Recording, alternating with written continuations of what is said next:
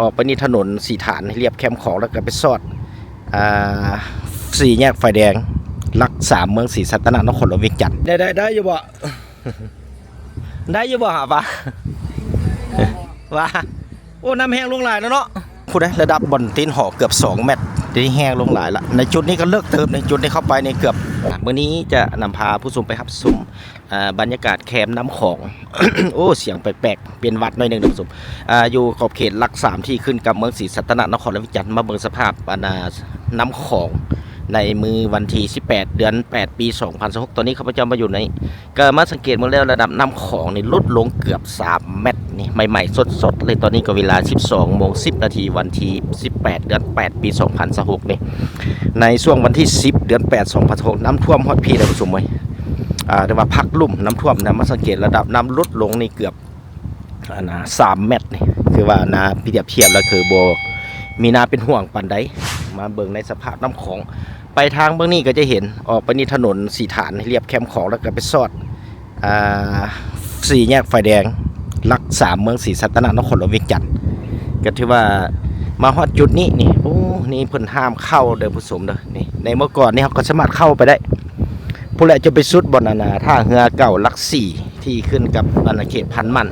เมืองศรีสัตนครหลวงเวียงจันทร์นี่ห้ามเข้าเลยนะครับในอยู่ในจุดร่มนี้ก็มีผู้คนมาใส่เป็ดแคมน้ำของก็เป็นอีกหนึ่งบรรยากาศที่ว่าหาปูหาปลาแคมน้ำของนี่เองวันนี้ข้าพเจ้าจะขึ้นไปถึงพอได้ขึ้นไปพูดไปเบิ่งว่าในจุดหาดดอนจันจุดนั้นว่าน้ำยังขังบ่อยู่จุดที่มีหอพระเจ้าอยู่ในท่านหอเจ้าถิ่นเจ้าฐานหอปู่อยู่นั่นแหละหอปู่ศรีสุโธบอก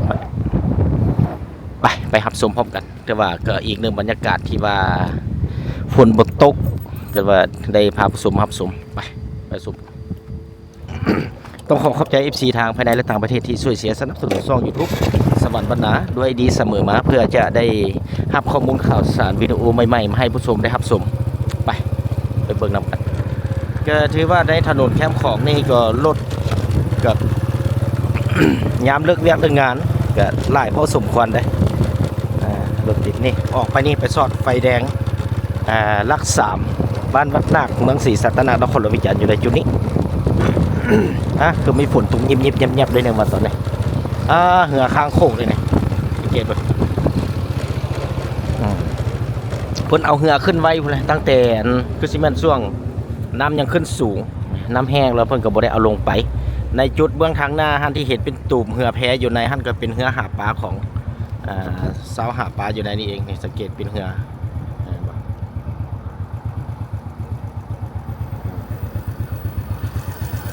เป็นจุดหนึ่งเขาเจ้าหาปลานอนอยู่ในนั้นหาปลาอยู่ในจุดนั้น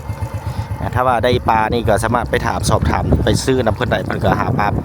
หาปูหาปลาขายอยู่ในจุดนั้นแหละอยู่ในนี้อยู่ตนาแลนด์มาร์กที่เห็นเป็นตึกหลายๆสั้นเป็นโฮงแฮมแลนด์มาร์กที่อยู่ในขอบเขตเมืองศรีสัตนครหลวงเวียงจันทร์ไปเดินทางไปเรื่อยๆจะไปเบิ่งภาพประจันโอ้มื้อนี้ก็ลมพัดวิวเลยหรือว่าอากาศเย็นดี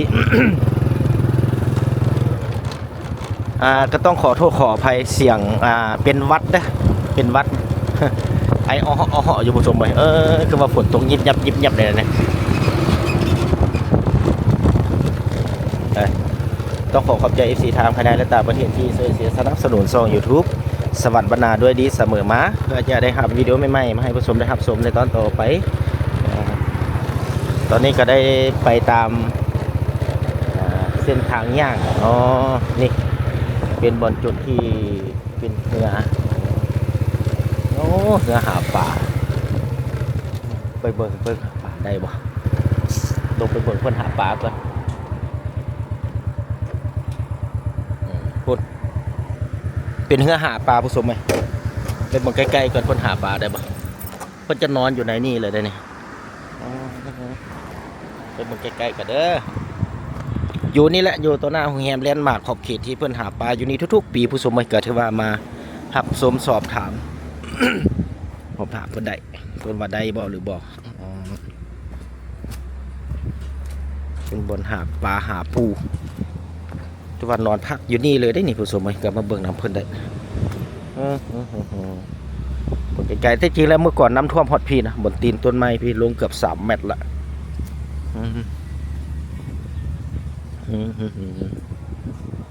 เดี๋ยวเดี๋ยวเป็นได้อยู่บ่ได้อยู่บ่หาปะว่าโอ้น้ำแห้งลงหลายแล้วเนาะได้ปันไดพี่หาปลาอยู่ในนี่นอนอยู่ในตู้เลยผู้ชมเลยก็ได้ว่าเพิ่งกันน้ำใจมองหาปลานี่มีปลาแดงแดบอยู่ฮะเด็เห็นปลาตัวหนึ่งถือปลาใหญ่อยู่นะก็ชื่อว่าอยู่ในแคมป์มันน้ำของนี่โอ้เห็นเป็นตูบปอนผักชมวิวอีกนี่จะเป็นเฮือที่ว่านั่งชมน้ำของเป็นแบบตูบนั่งว่าซะคือยังเห็นอยู่ในนี้ก็ขอบใจ FC ทางภายในและต่างประเทศที่ช่วยเสียสนับสนุนช่อง YouTube สวรรค์บรรณาด้วยดีเสมอมาผู้ชมเพื่อจะได้รับวีดีโอใหม่ๆมาให้ผู้ชมได้รับชมในตอนต่อไปในจุดบริเวณดังกล่าวนี่ก็เป็นผู้คนและเพิ่นมาหาปลาวันนี้จะได้เดินทางขึ้นไปถึงปุ้นวันนี้ก็จะไปเบิ่งในจุดหาดดอนจันทร์ว่าจะเป็นแบบไหนไปเดินทางไปเรื่อยๆไปเบิ่งหาดดอนจันทร์เพิ่นว่าน้ำจะท่วมขึ้นสูงปานใดบัดนี้นี่ออกไปจุดนี้นี่ไปทางหน้าก็เป็นโรงแรมแลนด์มาร์ค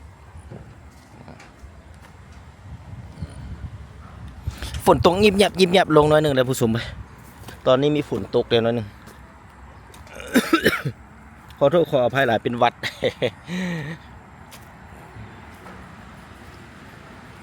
ตอนนี้เป็นวัดอ้อเจ็บคอน้อยหนึ่งผู้ชมไปขี่รถขึ้นไปถึงแล้วถนนนี่ก็จะเป็นถนนเส้นล่องแต่ใดๆมาแล้วได้ช่างขึ้นทางล่องถนนสี่ฐานว่าเป็นถนนสี่ฐาน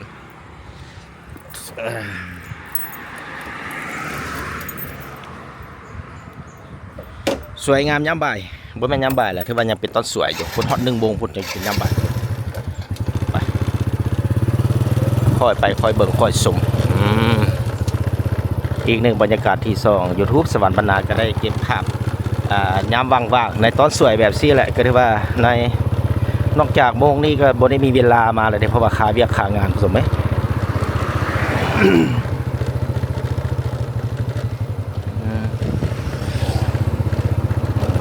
เดินทางไปเรื่อยๆ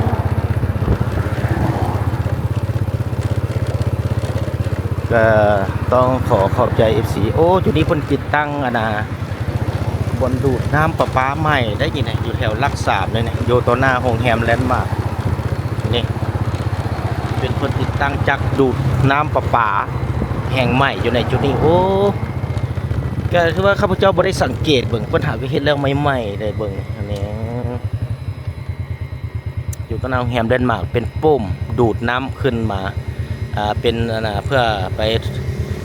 ส่งไปเรือผลิตน้ำประปาของขอบเขตเมืองศรีสัตนคเนี่ยก็จะเป็นทางเบื้องข้างหน้านี่เป็นสถานีน้ำประปานั่นเองไปเดินทางต่อไปบ้านเนี่ย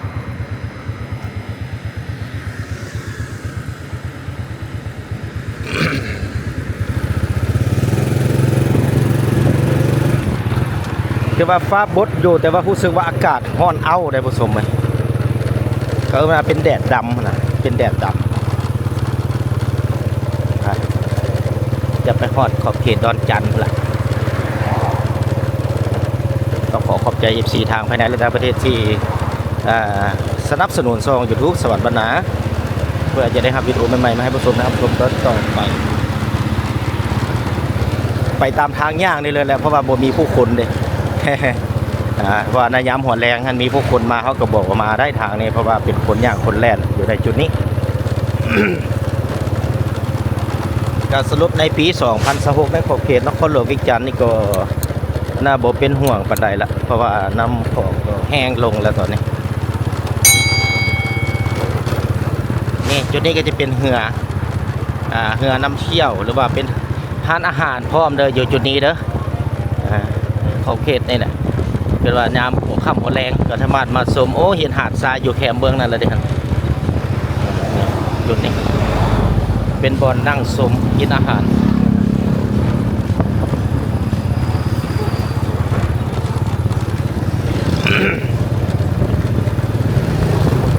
ห้งลงหลายแล้วตอนนี้นะก็ถือว่าสบายก็หายห่วงบ่เป็นห่วงปานใดที่ว่าน้ำจะขึ้นมาอีกเบิ่งนี่ถ้าว่าบ่มีฝนตกมาตื่มได้ผู้ชมเอ้ยยักแต่ว่าเกิดมีฝนตกมาตื่มประมาณนี้แต่ก็เรื่องภัยธรรมชาติเขาก็กำหนดบ่ได้รุ่นเบิ่งน้ำกันฝนบ่ตกหลายก็คือว่าอันน่ะน้ำบ่ท่วมฝนตกน้อยคือว่าใครเนี่ย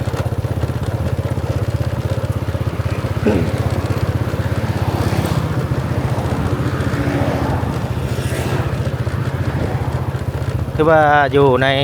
แม่น้ำของจุดนี้นะถ้าว่าเฮาดุเฮามั่นเนี่ยหาปูหาปลาเนี่ยกันยังโอเคอยู่เนี่ยโอ้เด็ลงเกือบ3 เมตรมาสังเกตเบิ่ง2 หา 3 เมตรนี่สังเกตมาตอนนั้นน้ำท่วมหมดได้บ่ได้เห็นได้อันต้นหญ้าอยู่ในนี้เทียบลงไปก็เกือบ3 เมตรขอบเขตอันน่ะหลัก 3เมืองศรีสัตนนครหลวงวิจันทร์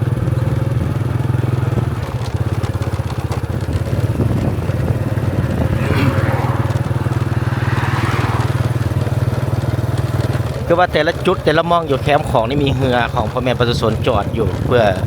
เพิ่นเกียมหาปูหาปลาอยู่ในจุดนี้แล้วสังเกตโดยเฉพาะเป็นบนป่าเนี่ยป่าหญ้าเนี่ยจะมีปลามาซ้นอยู่ดีเห็นว่า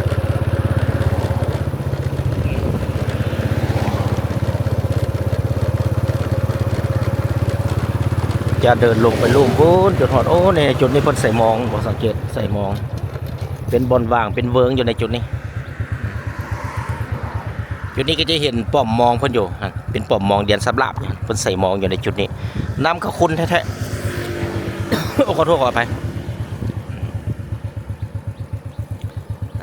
ไป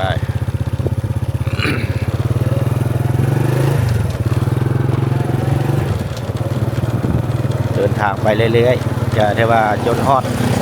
พระเจ้าจะพาผู้ชมไปเบิ่งจนฮอดหาดดอนจันทร์พุ่นแหละเพื่อจะได้มีการอัปเดตสภาพระดับน้ำของมาฮอดวันที่18 เดือน 8 ปี 2026นี้เอง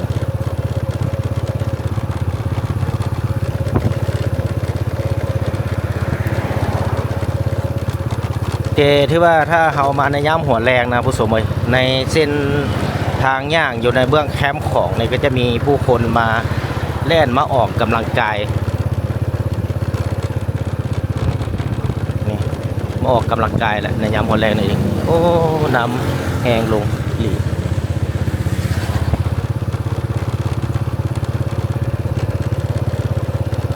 นี่ก็จะเป็นถนนสีฐานเดิม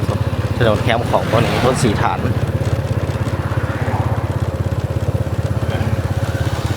ที่เห็นอยู่ในนั้นก็เป็นโรงแรมดอนจันทร์พาเลสซึ่งเป็นตึกโรงแรมหนึ่งที่ว่าเพิ่นได้ก่อสร้างขึ้นก่อนหมู่ที่เป็นตึกที่สูงอยู่ในนครหลวงวิจันทร์แต่มาปัจจุบันนี้มีหลายตึกแล้วสูงกว่าหมู่ก็ที่มีแต่โรงแรมราชวงศ์ประมาณนี้แหละที่ว่าสูงกว่าหมู่อยู่ในปัจจุบัน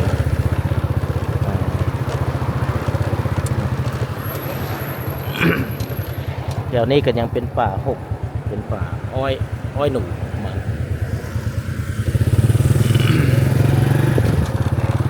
ไปเดินทางไปเรื่อย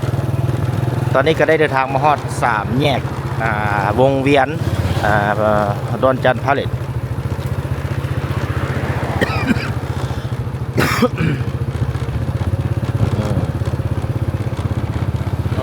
จุดนี้ก็จะเป็นสถานีอย่างสูบน้ำหรือว่าอย่างเป็น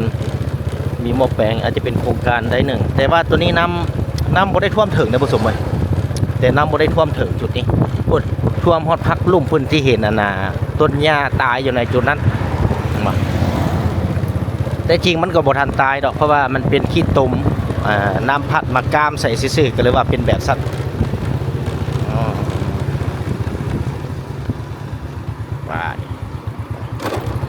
วันนี้ก็มีแต่ว่าจะไปเข้าเบิ่งจุดพุ่นบอนใกล้ๆกับสวนดอนจันทร์ตอนลุ่มภาคขยายพุ่นบัดนี้ก็จะไปเบิ่งในจุดนั้นว่าจะเป็นแบบไหนก็ต้องขอบใจที่ยังช่วยเสียสนับสนุนช่อง YouTube สวัสดิ์บรรณาด้วยดีเสมอมาก็จะได้ครับวิดีโอข่าวสารแบบชื่อที่ผู้ชมเห็นอยู่ในนี้แหละก็จะได้พยายามอัปเดตในแต่ละระยะและช่วงมาให้ผู้ชมท่านเอง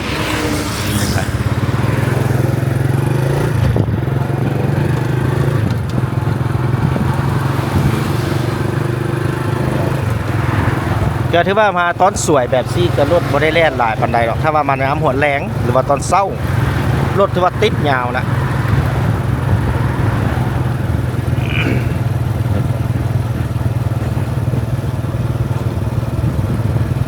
โอ้คือว่าบ่น่าเป็นห่วงแล้วเด้อผู้ชมเด้อก็ถือว่าสภาพน้ำของนี่ลงแห้งลงหลายเกือบระดับ3เมตรเนี่ยมาเบิกจุดนะเป็นส่วนของพ่อแม่ประชาชนที่อยู่นี่ก็ถือว่าน้ำแห้งหมดแล้วเด้ตอนนี้ก็ถือว่าติดตามต่อไปเพราะว่าเห็นสังกะสีบังอยู่ในนี้ก็จะเป็นในขอบเขตสวนดอนจันทร์ตอนลุ่มภาคขยายเพื่อนก็อยู่ในช่วงกำลังก็สร้างยังบ่ทันสำเร็จภายหลังก็สร้างสำเร็จแล้วช่อง YouTube สวัสดิ์บรรณาก็จะได้มีการอัปเดตเอาภาพบรรยากาศใหม่ๆแลนด์มาร์คแห่งใหม่ที่อยู่แคมป์ของนครหลวงเวียงจันทร์มาให้ผู้ชมรับเบิ่งแต่ละระยะนั่นเองแกที่ว่านี่ที่ว่าเป็นอีกหนึ่งจุดศูนย์รวมเป็นสถานที่รองรับนักท่องเที่ยวที่เข้ามาเที่ยวชมอยู่ในลาวก็ว่าได้หลักๆก็เป็นแคมป์ของนี่แหละที่ว่านักท่องเที่ยวมักมาชมมาเบิ่งในส่วนทางเบื้องขวามือนี่ก็จะเป็นบรรดาตึกจะเป็นห้านอาหารห้านสรรพสินค้านี่ก็ถือว่าเพิ่นก็ได้มีการรีโนเวทหรือว่าปรับปรุงก่อสร้างขึ้นมาใหม่อีโบดนก็จะคึกคืนอีกครั้งนี่เห็นปะมีหลายจุดหลายม่องหลายห้องหลายบ่อนก็ที่ว่าอยู่ในการปรับปรุงอัปเดตขึ้นใหม่นั่นเองสังเกตเบิ่ง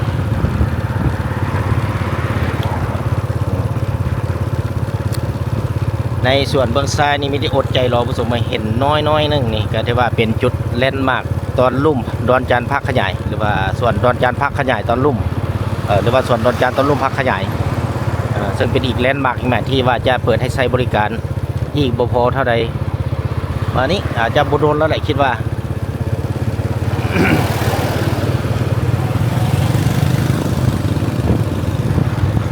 บัดนี้จะข้ามไปทางบางนาไปเบิกจุดนั้นก่อนโอ้แห้งลงแล้วโจยผู้ชมเอ้ยแห้งละ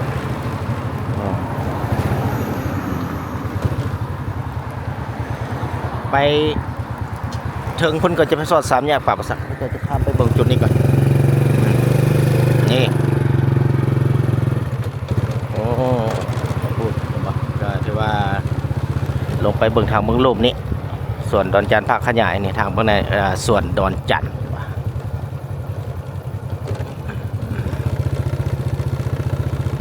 สวยงามยามสวย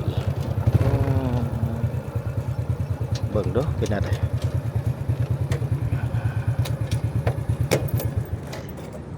โอ้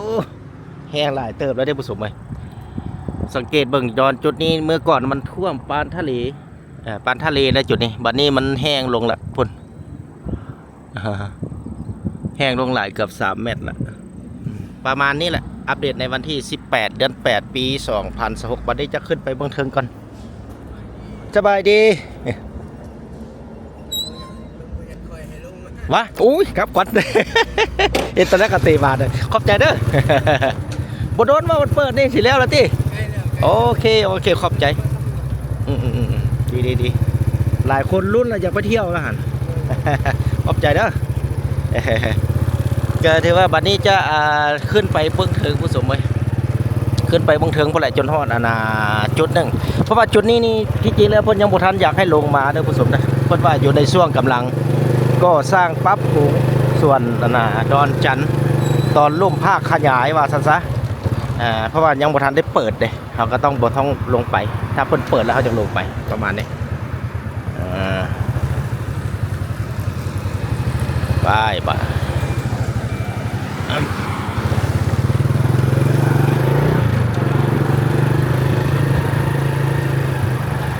จะถือว่าอีกหนึ่งบรรยากาศที่ผู้ชมมาเบิ่งจุดทางเข้าไปบ่อนหอปู่ศรีสุโธมีหอพระอยู่ในกลางดอนนะนี่ในกลางดอนเห็นบ่สังเกตบ่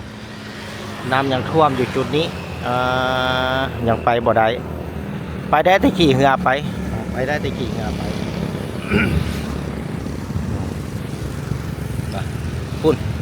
หอปู่ศรีสุโธขาวๆอยู่กลางดอนพุ่นเห็นบ่สังเกตเบิ่งผู้ชมไหมก็ถือว่ามาเทียบเมื่อก่อนเนี่ยน้ำท่วมพุ่นนะระดับบ่อนตีนหอเกือบ2 เมตรที่แห้งลงหลายละในจุดนี้ก็เลิกเติมในจุดที่เข้าไปในเกือบระดับเมตรปลายพุ่นแหละในจุดเป็นบวกอยู่ในนี้ขี่เหือข้ามไปแล้วยาวไปพุ่นเป็นตัวเมล็ดเป็ดปาดแล้วตอนนี้นะจะมีแต่ว่าสภาพน้ำของในวันที่18 เดือน 8 2026ก็จะเป็นแบบนี้วันนี้ข้าพเจ้าจะได้ไปหอด3 แยกป่าซาแล้วก็จะได้เดินทางกลับไปเบิ่งในจุดนั้นไป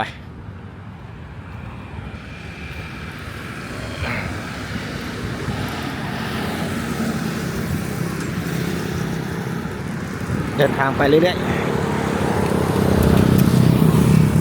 ใส่หมวกก่อนนะ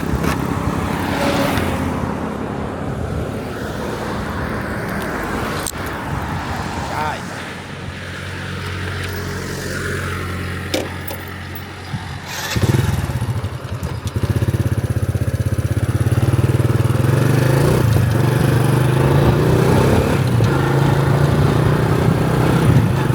แท้จริงแล้วช่วงสวรรค์บรรณาก็เคยได้อัปเดตในแต่ละยุคแต่ละช่วงนั่นแหละมาให้ผู้ชมได้รับชมอยู่ในขอบเขตแคมป์ของเพราะว่าจะเป็นกลางเว้นหรือกลางคืนก็ได้อัปเดตมาหลายละวันนี้ก็จะไปเบิ่งในจุด3 แยกปากประสักได้จากนั้นจะเดินทางกลับบ้านละก็ใช้เวลาว่างๆในตอนพักเที่ยงวันนี้ก็เป็นวันที่18 เดือน 8 ปี 2026แล้วก็เป็นมื้อวันอังคารฝุ่นกระตุกยิบยับตอนนี้ผู้ชมไหม เพราะว่ากล้องนี่มันกันน้ำบ่ได้เลยได้ระมัดระวังกระนำฝุ่นกระตุกยิบยับตอนนี้ข้าพเจ้าได้มาฮอดอยู่ในขอบเขต3 แยกปากประสักที่ขึ้นกับเมืองจันทบุรีนครวิจารณ์มาสังเกตเบื้องจุดนี่ก็ถือว่าโอ้น้ำแห้งลงหลายเติบให้บ่มาสังเกตเบิ่งเมื่อก่อนน้ำท่วมฮอดพี่ได้เป็นดอนพี่บัดนี้แห้งลงเกือบ3 เมตรก็จะเหลือแต่จุดห้องจุดนั้นที่ว่าเพิ่นได้อนามัยแล้วก็ถือว่าเป็นการกะเกี่ยมเพื่อจะได้เป็นบ่อนช่วงเหือประมาณนี้แหละช่วงเหือมือบุญออกพรรษาประจำปี2026นี่เองแต่ว่าถ้าบ่มีฝนตกมาตื้มนี่ก็ถือว่าระดับน้ำของในเบิ่งสภาพตัวจริงแล้วมันก็อาจจะแห้งๆลงตื้ม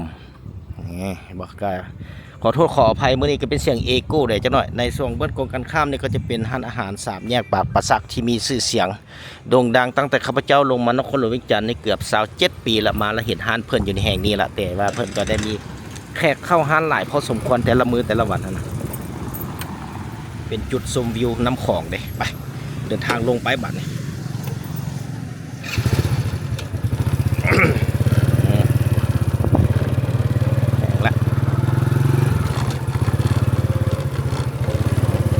จุดทางเบื้องทางหน้านี่ฮอดตอนหัวแรงมารถเต็มผู้ชมเลยเป็นบนฝากรถจักรจุดบนนี้นี่นะเป็นบนฝากรถจักรในยามหัวแรงจุดนี้เข้ามายามกลางเว้นก็เป็นแบบห้างๆแบบสิแต่มายามหัวแรงแล้วรถเต็มจากคนมาแต่ทางไหนล่ะมาเที่ยวมาชม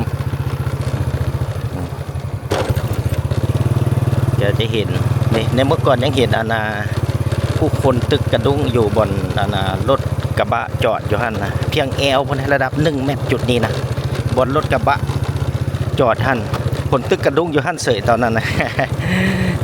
เกือบ1 เมตรแหละจุดนี้เพียงแอวเด้บัดนี้ก็แห้งลงไปฮอดลุ่มพุ่นละเป็นแนวนี้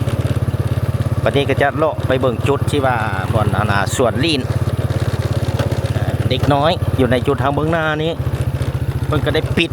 มาเกือบเป็นอาทิตย์เลยในช่วงน้ำท่วมวันที่9ที่10 11ช่วงนั่นน่ะ10 เดือน 8 2026ที่ผ่านมาก็ถือว่าหลายคนก็จะเห็นอยู่ในสื่อออนไลน์ต่างๆที่ได้เอาลงนี่ก็จะเป็นโอ้นี่มีรถปิงโก้สดใสเพิ่นก็ได้ลงไปหยุดจอดอยู่ลุ่มได้ระบาดนี่ต่อไปเพิ่นก็จะได้เปิดงานห้านของเพิ่นนี่นอกจากนั้นแล้วก็มีผู้คนยังหาปลาตึกกระดุงอยู่ในจุดนี้พี่นะน้ำท่วมเฉพาะคันใดคันที่1คันที่2ตัวนั้นนะถือว่าในบริเวณสวนลีนการบริการสวนลีนเด็กน้อยนี่ก็จะเป็น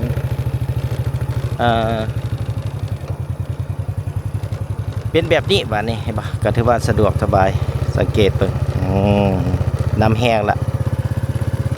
เป็นน้ำแห้งที่เข้มห้อยบัดนี้เฮาเบิ่งน้ำกลางเวียนเป็นแบบสิเฮามายามกลางคืนนี้ถือว่าคนมาเต็มนี่คนมาเต็มได้ยามกลางคืนนี่แต่ว่าเป็นบนเล่นทางเด็กน้อยผู้ใหญ่พาลูกพาหลานมาเล่นอยู่ในสวนสนุกที่ให้การบริการได้บ่เป็นฟรีผู้ชมไว้ทุกอย่างเป็นเงินเป็นคำหมดอยู่ในนี้การบริการของเพิ่นว่าก็ถือว่ากลับมาใช้งานเป็นปกติสถานที่ดังกล่าวเนี่ยเดี๋ยวนอกจากนั้นก็เป็นบนที่ว่าดึงดูดนักท่องเที่ยวที่ว่ามาชมมาเล่นอยู่ในนครหลวงเวียงจันทน์ก็เป้าหมายหลักก็เป็นมาเลาะในชมน้ำของนี่แหละได้ป่ะ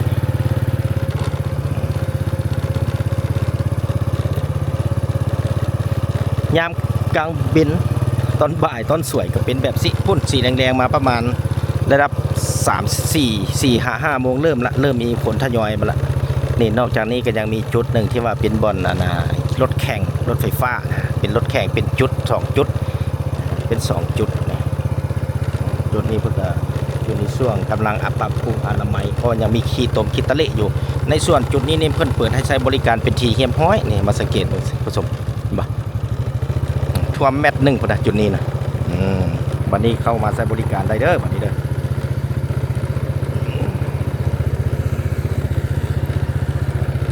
ในส่วนเบื้องข้างหน้าก็จะเป็นห้านอาหารเป็นห้านอาหารเช่นกันก็ถือว่าเปิดเป็นปกติบ้านนี่ก็จะเป็นการอัปเดตสภาพน้ำของวันที่18 เดือน 8 ปี 2016เป็นจังได๋ท่านผู้ชมมาฮอดนี้ก็นำเสนอวิดีโอตัวนี้จะขอจบเพียงเท่านี้พบกันใหม่ในตอนต่อไปขอลาก่อน